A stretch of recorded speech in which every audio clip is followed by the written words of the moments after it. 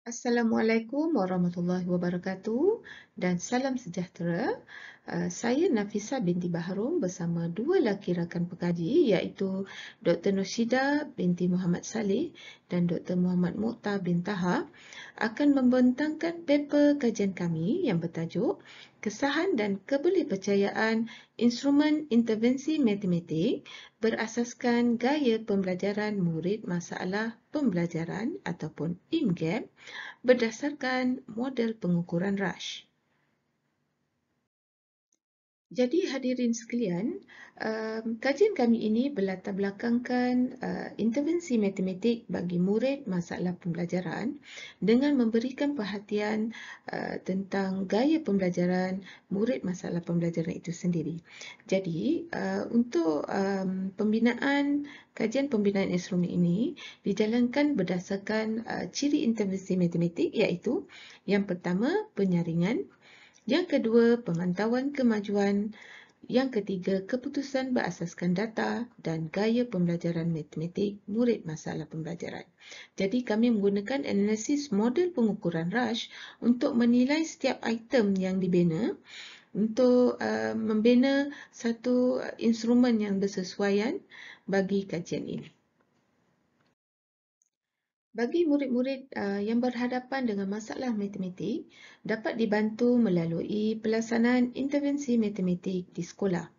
Kajian-kajian terdahulu banyak dijalankan telah membuktikan bahawa terdapat pelbagai cara ataupun cadangan supaya kita dapat membantu anak-anak ataupun murid masalah pembelajaran ini belajar matematik.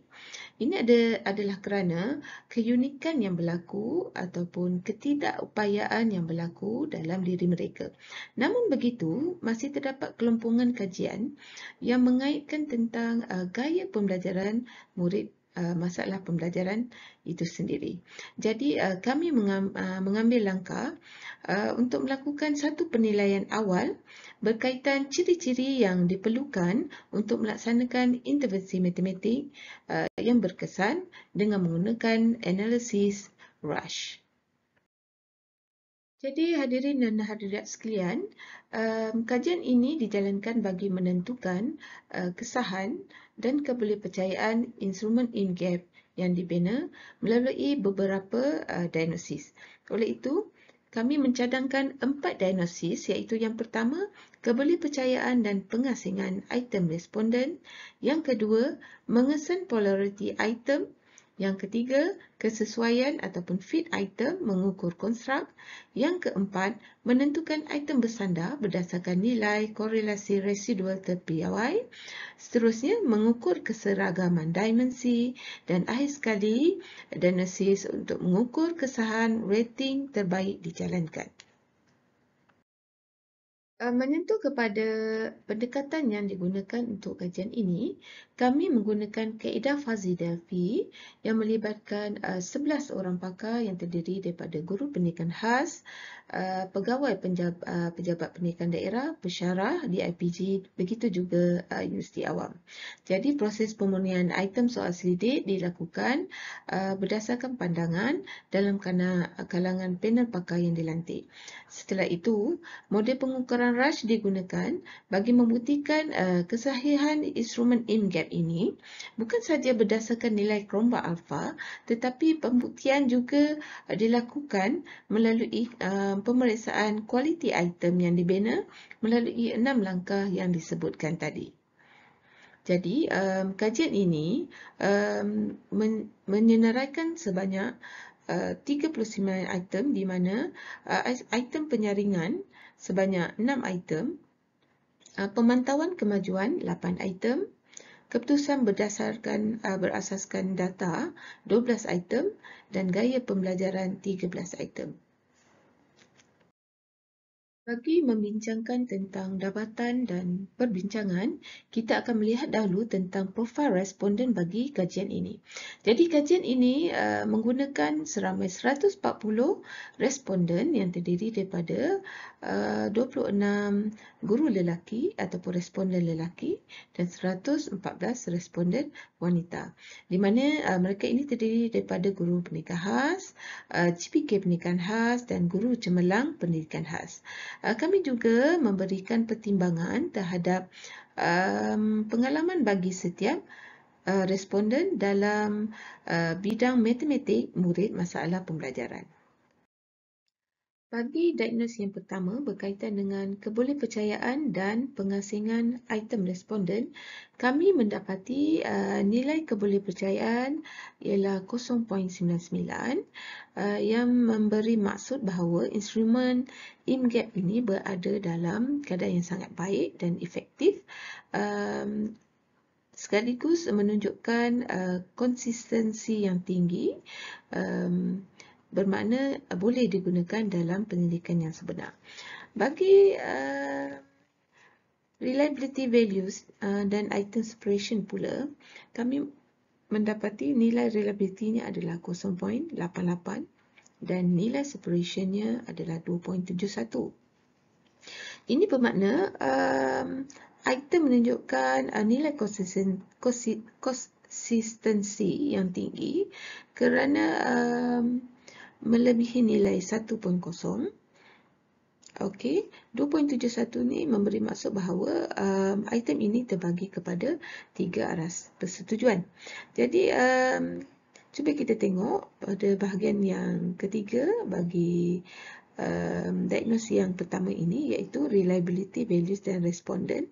Kami mendapati nilai percent reliability-nya adalah 0.99 dan nilai separation-nya adalah 9.44. Jadi nilai yang melebihi 0.8 di sini membawa maksud responden menerima instrumen ini dengan baik dan kuat.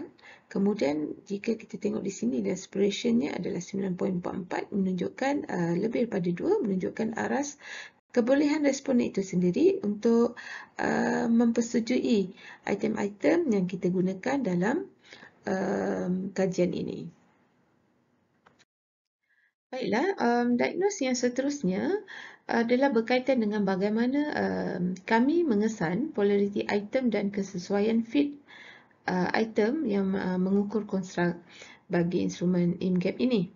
Okey, merujuk kepada jadual 7 ini, jadi kita dapat lihat untuk mengesan polariti item, nilai PEPMI core di sini dirujuk. Jadi bagi nilai PEPMI core ini, kita dapati semuanya bernilai positif.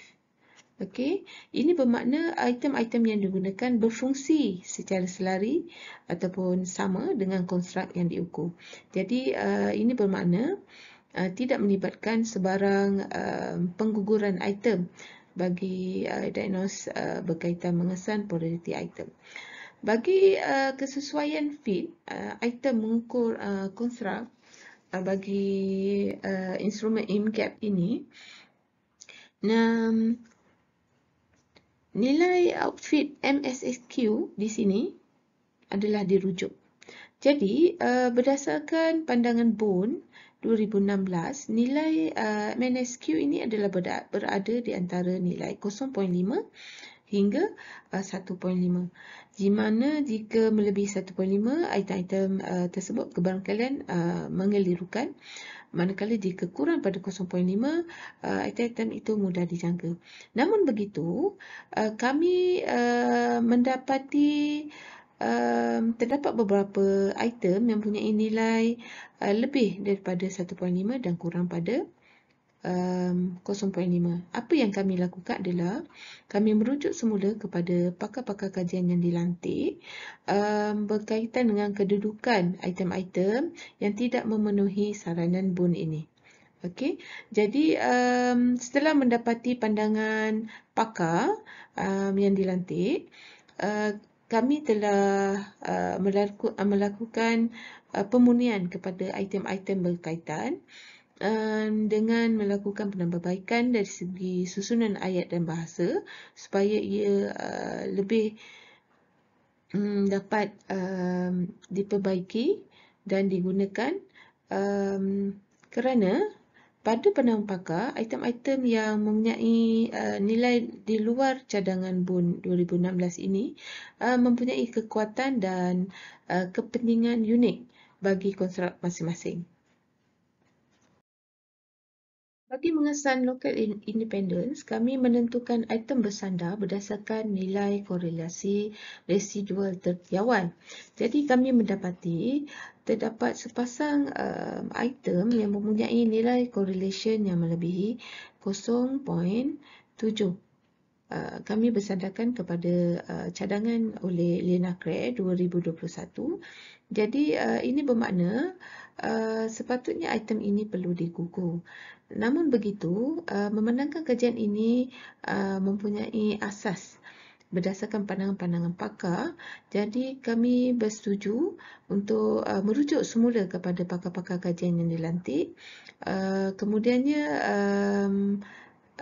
pakar kajian bersetuju item ini AB PP1 dan AB PP2 dimurnikan kerana kedua-dua item berada di bawah konstruk yang sama. Jadi untuk diagnosis ini kami mendapati analisis mengesan nilai korelasi residual terpiawan menunjukkan tiada responden yang melihat pasangan-pasangan item sebagai satu perkara yang sama ataupun mengelirukan. Bagi mengukur keseragaman dimensi, kami mendapati nilai raw variance explained by measure berada dalam keadaan yang sangat baik. Jika dapat dilihat di sini, nilainya adalah 80.4%. Melebihi nilai 60% yang dicadangkan oleh Lena Craig 2002 dan unexplained variance in first contrast 2.5% pula berada dalam keadaan yang terkawal baik dan jauh daripada nilai yang dicadangkan iaitu 5 hingga 10%. Akhir sekali, diagnosis yang dijalankan untuk mengukur kesahan skala rating terbaik yang dijalankan menunjukkan jika kita rujuk kepada nilai observed average di sini, okey, kita dapati nilai ataupun pola corak respon dia dianggap normal kerana ia bergerak daripada negatif ke positif bagi keempat-empat konstruk.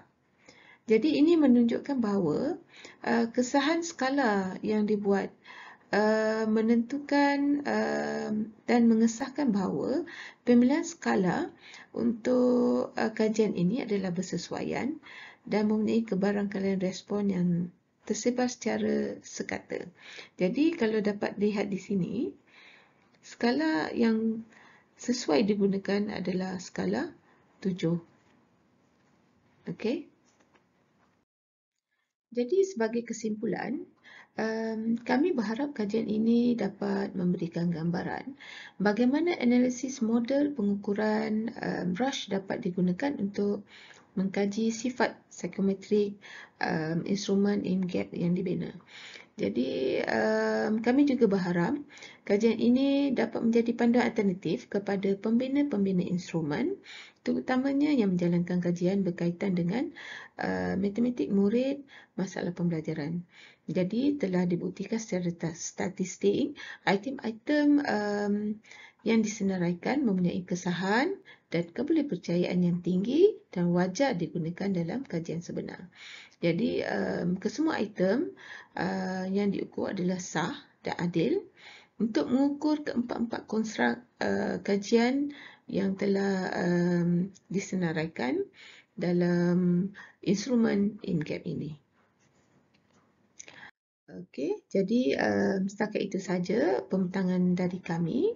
Sehingga berjumpa lagi. Assalamualaikum warahmatullahi wabarakatuh.